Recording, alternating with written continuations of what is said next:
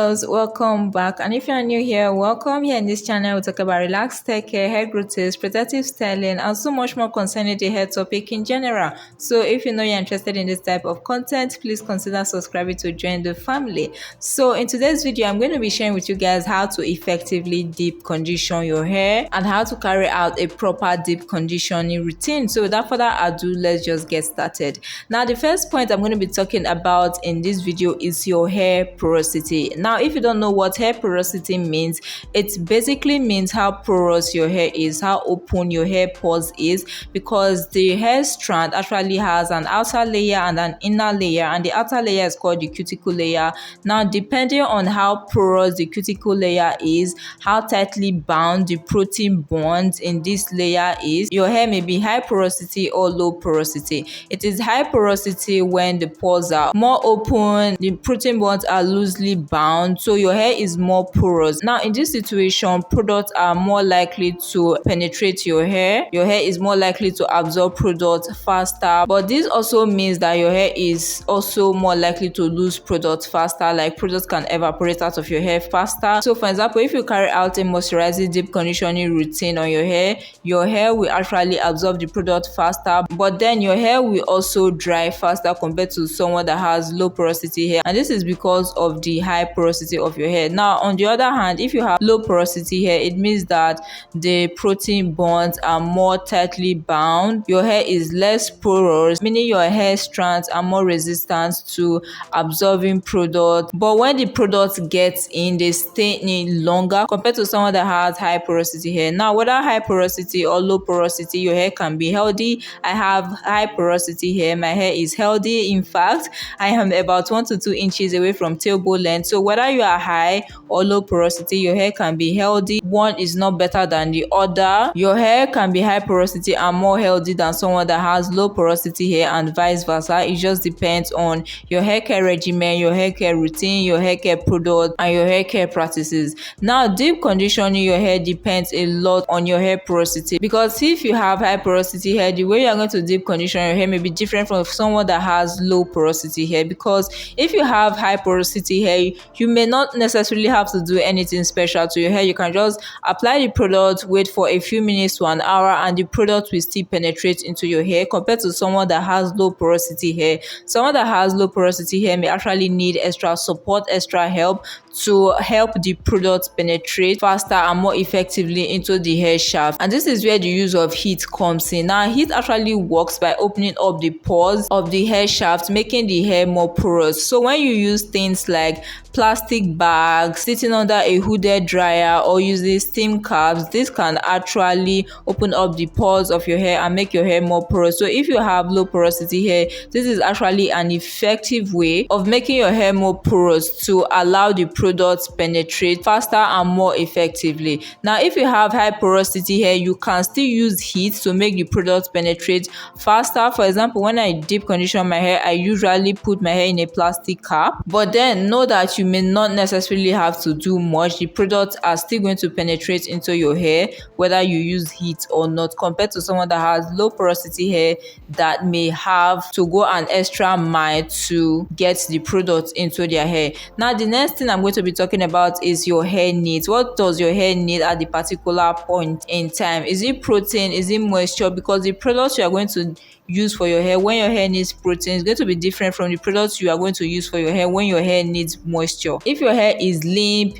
weak, stretchy, gummy, it means that your hair most likely has moisture overload. So what your hair will need at that particular point is protein deep conditioning. Now on the other hand, if your hair is dry, breaks easily, has lost its elasticity, it means that your hair lacks moisture at that point. So what your hair needs is a moisturizing deep conditioner. But if your hair is balanced, that is not moisture or protein deprived, or there's no moisture or protein overload, then you can use a combination of protein and moisturizing deep conditioners, or you can use a product that has both moisturizing and protein ingredients. So you have to put into consideration what your hair needs at a particular point in time. So that's why you always have to observe your hair, examine your hair, because your hair may need protein today and next week it may need moisture. So always examine your hair. And the same thing for your hair porosity. The fact that you have low porosity hair today does not mean that your hair is always going to be high porosity. You may have low porosity hair today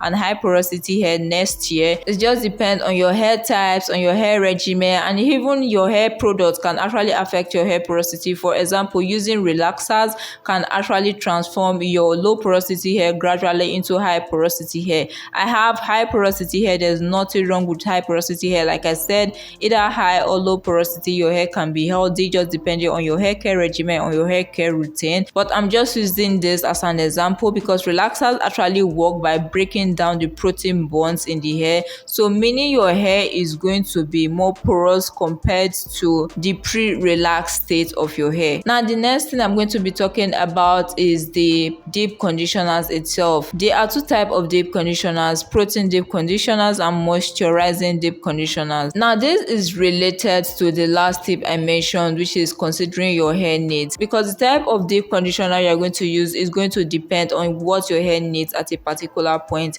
If your hair needs moisture, then you are going to use a moisturizing deep conditioner. If your hair needs protein, then you are going to use a protein deep conditioner. If your hair is balanced, then you can use both protein and moisturizing deep conditioners, or like I said, a deep conditioner that has both protein and moisturizing products. You can decide to use two different deep conditioners, protein and moisturizing, on the same day, or you can decide to alternate them like weekly, monthly, depending on how often you deep condition your hair. For me personally, I use both a protein and moisturizing deep conditioner on the same day. I use the Profectiv Mega Growth deep conditioner as a protein deep conditioner. Rarely I use rice water as a protein deep conditioner.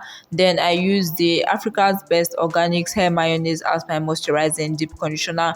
Most people use this as a protein deep conditioner, but I found out that using this actually makes my hair feel more moisturized, so that's why I use it as a moisturizing deep conditioner. Like I always say, always listen to your hair to know what your hair needs, to know how your hair reacts to different products, because everyone's hair is different. The fact that a product is compatible with someone's hair does not mean that it is going to be compatible with your hair. So that's why you should always examine and observe your hair for the after effects after using a product. So that's why when I noticed that the Organics hair mayonnaise actually moisturizes my hair, I stuck with it as a moisturizing deep conditioner. Now the next thing I'm going to be talking about is rinsing your hair with cool water, with cold water after moisturizing, not warm water, guys, because like I say, one of the ways of increasing the porosity of your hair is by using heat. Now when you use warm water, of course warm water is heat. This is going to make your hair more porous, open up the pores, and when it is open, the deep conditioner you just applied on your hair, that your hair just absorbed, is going to evaporate and get out of your hair. After deep conditioning your hair, you want to make sure your pores are closed, your cuticle is laid, to enable the products that have been absorbed stay in the hair. So that's why it is very, very important to rinse with cool water to close the pores and make the products trapped in your hair shaft.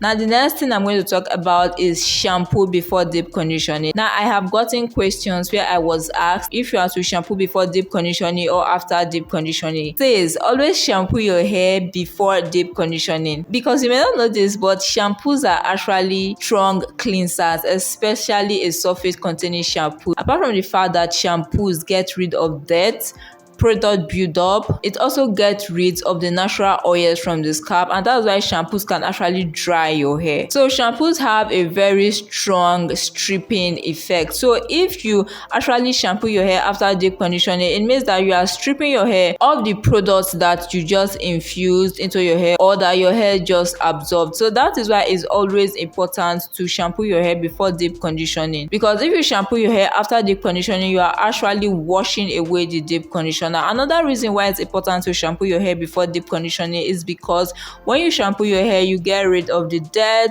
the product build up. So meaning your pores are not going to be clogged with the dirt and product build up because they've already been washed away. Now, if they are not clogged, meaning they are more open, more porous for the products, the deep conditioner you're going to use to get absorbed into your hair. So it says always shampoo your hair before deep conditioning, not after deep conditioning. Even when I use rice water sometimes, sometimes to deep condition my hair, I still don't shampoo after using the rice water. I always shampoo before deep conditioning my hair, even when using rice water. Some people may decide to shampoo their hair after using rice water because of the smell, but this is not usually an issue for me because of the way I deep condition my hair when it comes to using rice water. Now I use rice water as a protein deep conditioner, and after this I follow it up with a moisturizing deep conditioner, which is the Organics hair mayonnaise. Now the scent of the moisturizing deep conditioner actually marks the scent of the rice water, so I don't usually get a problem with the smell when I use rice water as a protein deep conditioner. So it is actually very possible